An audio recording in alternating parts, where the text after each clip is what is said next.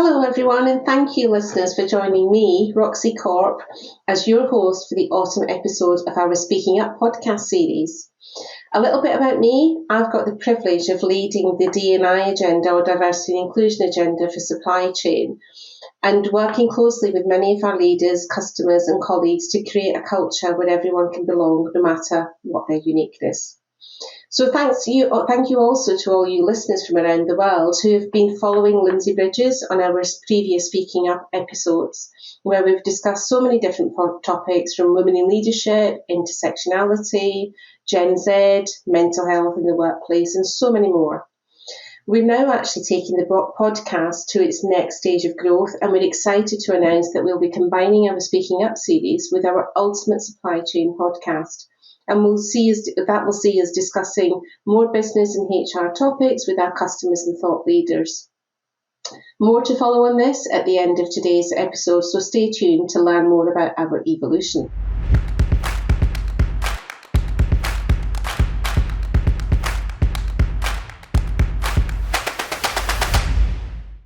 So let's get back to today's special episode, where I am delighted to be joined by Daniela Panelva Sanchez, our Senior Manager for Supplier Diversity based in the US. Welcome, Daniela, and thank you so much for joining me today. First of all, can you tell us a little bit about you, your background and your career history? Sure. Thank you, Roxy, for having me. I was actually born in Venezuela. So I am a Hispanic woman, a Latina, and I actually moved to the US about 7.5 years ago. My entire career has been in procurement, and I joined DHL in the procurement department, supporting the Procurement Americas region. And 3.5 years ago, I actually had the amazing opportunity to lead and manage the supplier diversity program for the US. It was a challenge. It was quite the learning curve, because I had no idea what this topic was about, but I took it on, and 3.5 years later, we're doing amazing things here and in the program, and hopefully in the future, we can expand outside of the US.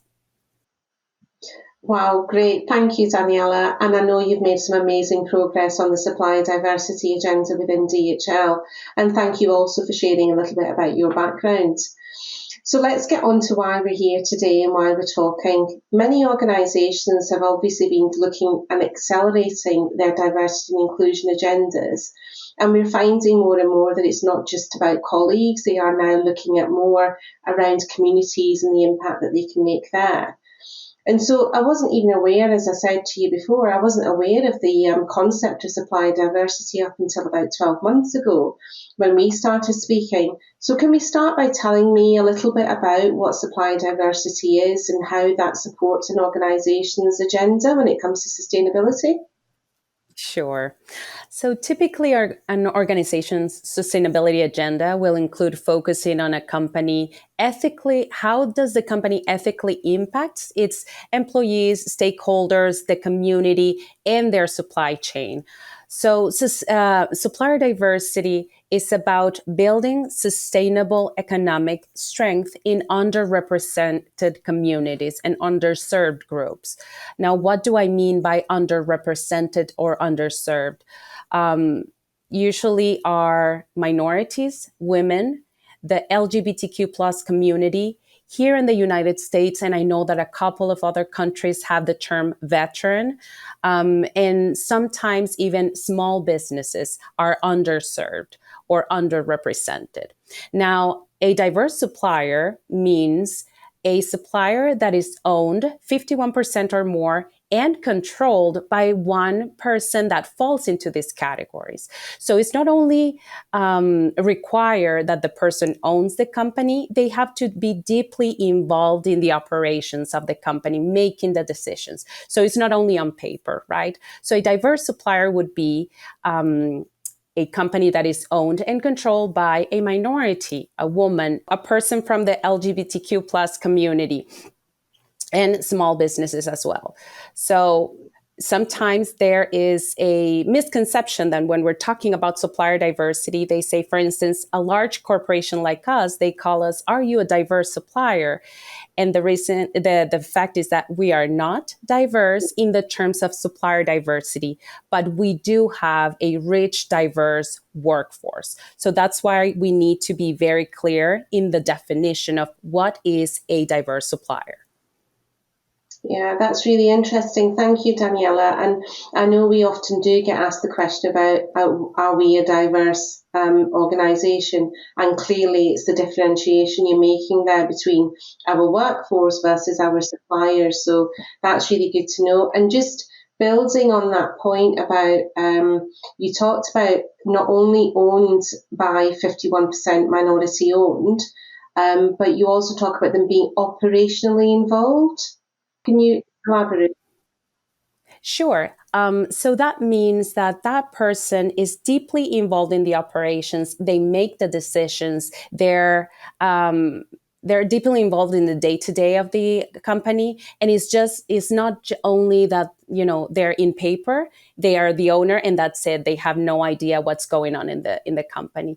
And actually, to get certified, these organizations that certify diverse companies actually have a very long process to validate that a company is actually diverse, because they not only look at the financial papers, the legal paper, they go and do site visits. They go and do like an audit to really make sure that if a person that belongs to a diverse category says that they are owners of that company, they are deeply involved in the operations of that company, and it's not just a paper thing. Cool. Okay, right, understood. And then you talked about certified. So these minority-owned organisations need to be certified, and I think you've just touched on the process there. What kind of things should an organisation be doing to ensure they do get that certification? Yes. So there are different certifications here in the US and outside of the US. Here in the US, we have some organizations that certify minority-owned businesses, women-owned businesses, LGBTQ+, disabled, and veteran. And the small business is actually a registration. It's like a self-registration. They don't get a certificate, an actual certificate. Outside of the US, there are 5 other countries that recognize the term minority and actually have an organization that certifies minority-owned businesses. And there is a international organization that certifies women-owned businesses, which is called We Connect International. They have a presence in about 120 countries around the world. So as you can see, this is a very well-known topic in the US, and it's expanding outside. So even though there are not that many categories outside of the US, there are still some organizations that certify those businesses. Now, why do we focus on certified businesses and not just self-registered? Because we need to validate that they truly are a diverse business. And that's why we rely on a company that has their process, they do their due diligence, and they make sure that those businesses are truly diverse. So that's why when we have a certificate, when we request a certificate from a supplier or a potential supplier, we truly know that they are diverse, right? And they have to recertify every year. So that's why we rely on that it's a way to validate data and to make sure that it's as transparent as possible. Because not only this helps our organization in growing diverse spend, but companies need to make sure that if they're reporting numbers outside in their annual report, they need to be sure that those numbers are accurate. And the way to make them accurate is to have a certificate behind it saying, yes, this company is truly a minority, women, etc. owned company. Great. Okay. No, that's really good. Thank you. That's explained it really well, and interesting how you said, and you've confirmed that it's an annual certification that they need to attain as well. Okay. Let's just go back a little bit then, Daniela, to actually where did this all start from? Where did Supplier, the concept, come from? Actually, it started here in the US. Back in the 60s, the President of the United States signed an executive order that required government agencies and their contractors to do business with minority owned businesses and report against preset goals. So anybody that had a contract with the US government had to have this type of program in place. What is a supplier diversity program? Just making sure that you are meeting your set of goals based on spend with diverse owned businesses. So in the beginning, it was a government mandated. Then it grew to be, well, it's the right thing to do because you're positively impacting a community. Then it was part of competitive advantage and sustainability. And now you see supplier diversity as part of the ESG agenda around the world. Any company that has a strong ESG position or roadmap will include supplier diversity in their social aspect because diversity and inclusion is a big umbrella. And of course, people, when they talk about diversity and inclusion, they think only workforce, but actually supplier diversity fits into that umbrella. So that's why it's a topic that is a bit more developed in the US. And we have, all of these certifying organizations. It's a very well-known topic in US organizations and companies, but more and more, it is something that has grown outside, especially with the social unrest of 2020 and the movement Black Lives Matter. I think it had a ripple effect, and it was a before and after, right, of that, horrific events, because it made all the companies around the world or large organizations look at themselves and say, well, we're not doing enough in terms of diversity and inclusion. And of course, that also had an impact in supplier diversity. So now you see it's not only a US topic, it's actually a global topic now. And it has such an importance that it fits into the ESG roadmap that so many companies are working on right now. Yeah, okay. And when we talk about ESG, we talk about the environment, social, and the governance aspects that many organisations, as you say, are focused on. Yes. And yet, interesting how you describe that it's come from the US, something I hadn't realised, that the origins are in the US, and then right up to the today, and some of the actions that have occurred outside of organisations, but that impact inside. So great, thank you for sharing that. And Daniela, let's move on to. I know you've done some great work, as I said earlier, around the Supply Diversity Programme, but what is a good supply diversity program? What does it entail? Sure. A good supplier diversity program is actually based on strengthening the supply chain, enhancing the product offerings, bringing more innovation to the discussion, right? Bringing more resilience also, because what its purpose is just to eliminate obstacles, dismantle biases, right? And bring as many diverse suppliers as possible to the table so that they can compete for the business, right? So a good supplier diversity program just makes sure that we're inviting, or they are inviting, as many qualified diverse suppliers as possible so that everybody can compete in a level playing field. They have goals, right? They have set goals around diverse spend. They have a good process designed for how to include diverse suppliers in the sourcing process.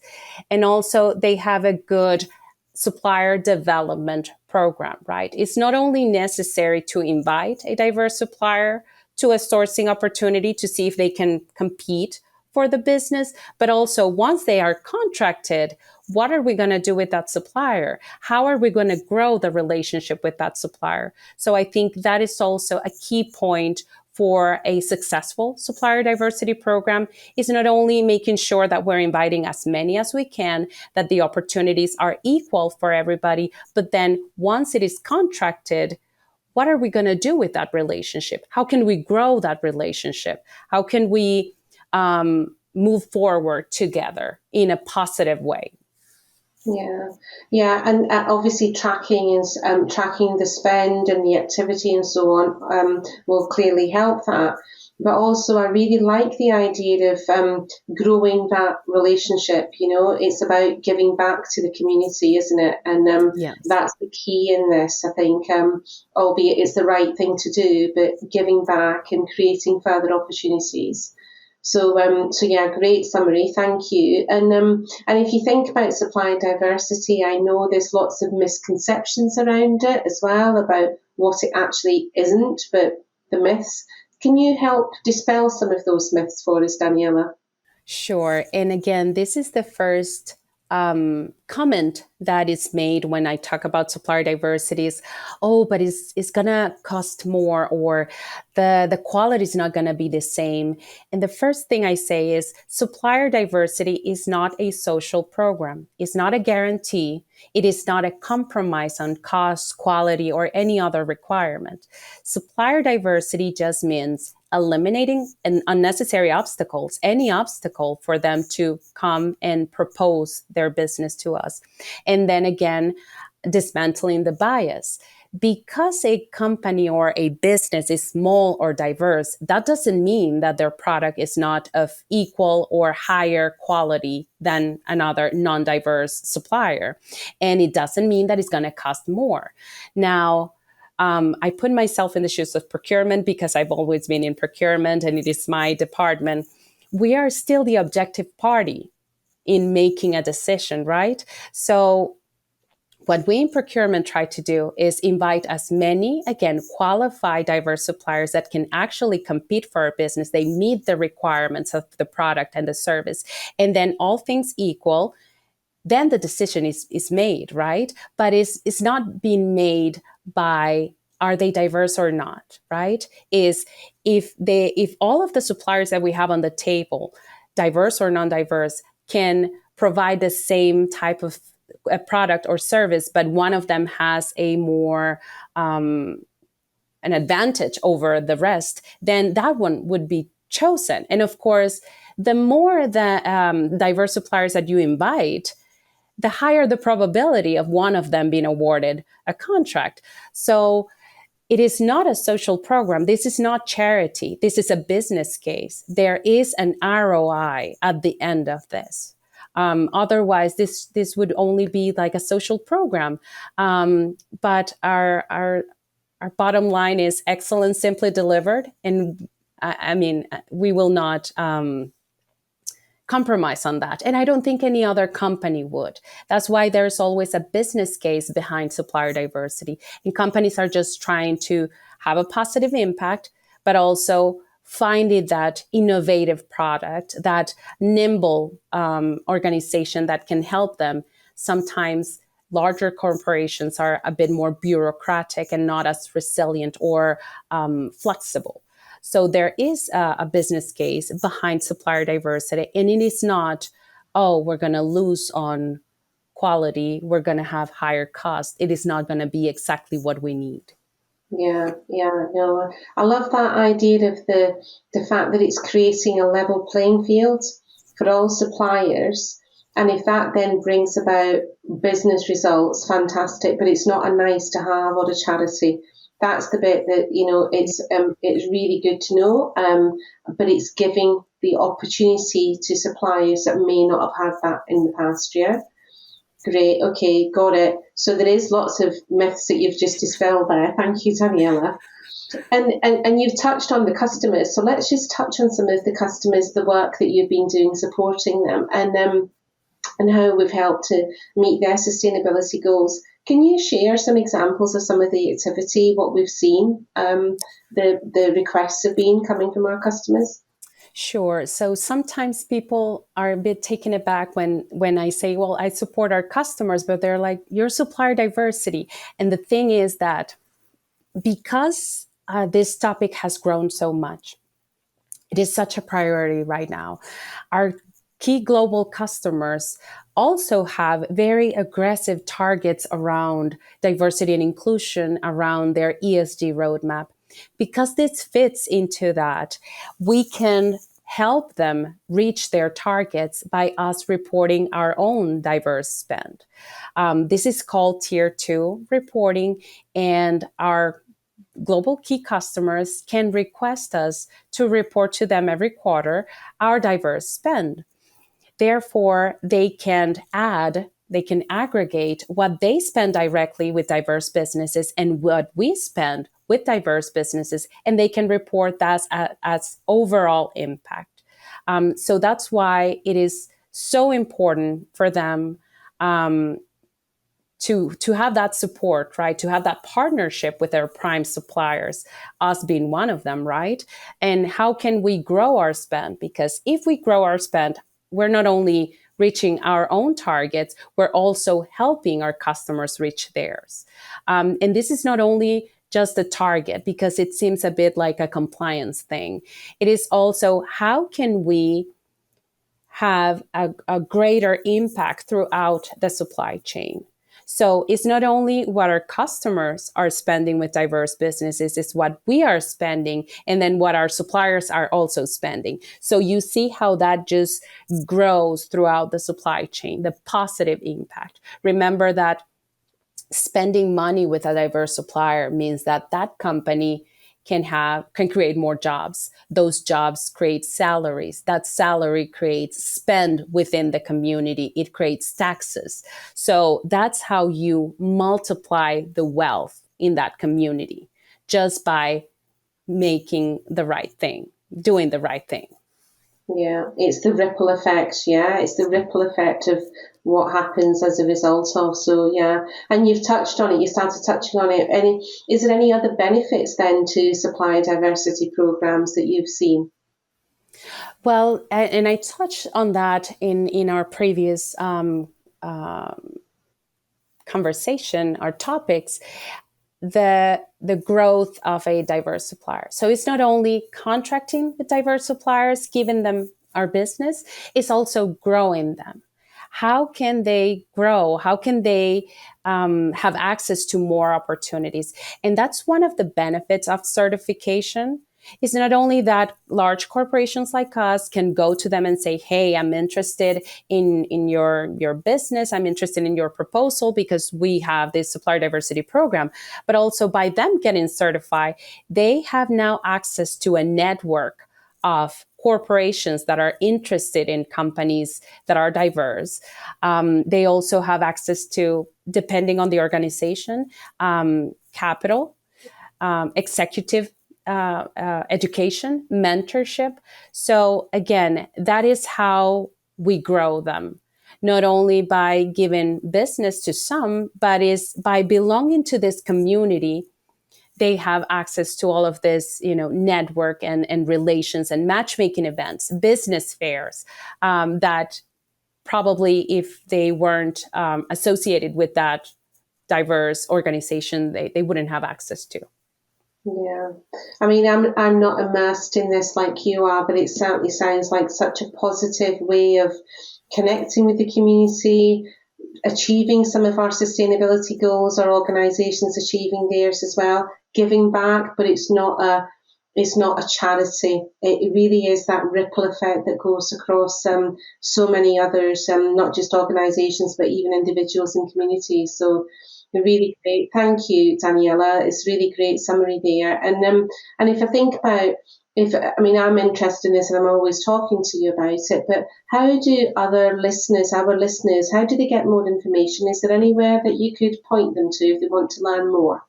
Sure. The best resources out there are the actual certifying organizations, both in the US and outside. So for instance, the Minority Development Council and MSDC in the US, WeBank, which is the Women's Council here in the US, the VA, NGLCC, which is the resource for LGBTQ plus businesses, and NGLCC Global, which is the Global Associates for LGBTQ plus owned businesses outside of the US. There's also minority certifying agencies outside of the US. As I said, there are only 6 countries around the world that recognize the term minority.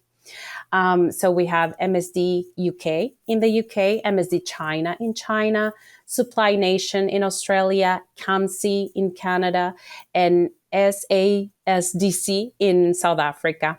And of course, I think I mentioned it already, We Connect International, which is the women-owned businesses certifying agency across the world. Those are great resources because they not only explain what is a diverse supplier in their categories, also how can you become one if you're interested. They have tons of resources, and they kind of guide a person to learn more about supplier diversity because, again, even though this is a topic that has been around since the 60s here in the US, I just heard of it 3.5 years ago. So I know that as myself, there are so many people that still don't know what we're talking about, and it's such an interesting topic. So I highly encourage everybody to go and visit those sites. And we also have a supplier diversity website at DHL where they can learn more about our program. Great. Oh, thank you. I mean, 3.5 years have gone past so quickly. I'm sure Yes. that you've got some great insights and some great knowledge there. Thank you so much for sharing that with us, Daniela. And thank you for joining me today to talk us through that and give us that much better insight into the world of supply diversity. And I hope our listeners will enjoy listening to and learning from it. So, as I said earlier, our Speaking Up podcast is migrating to our Ultimate Supply Chain podcast series. So we'll be linking the details to the new platform in the coming weeks. Feel free to follow, subscribe, and check the Ultimate Supply Chain series, where you will find previous published episodes hosted by our Global Head of Marketing, Louise Barber. Look out for future episodes, which will feature more guests talking about a whole host of topics, including diversity and inclusion. Until the next time, thank you so much for listening, and I look forward to talking to you again soon.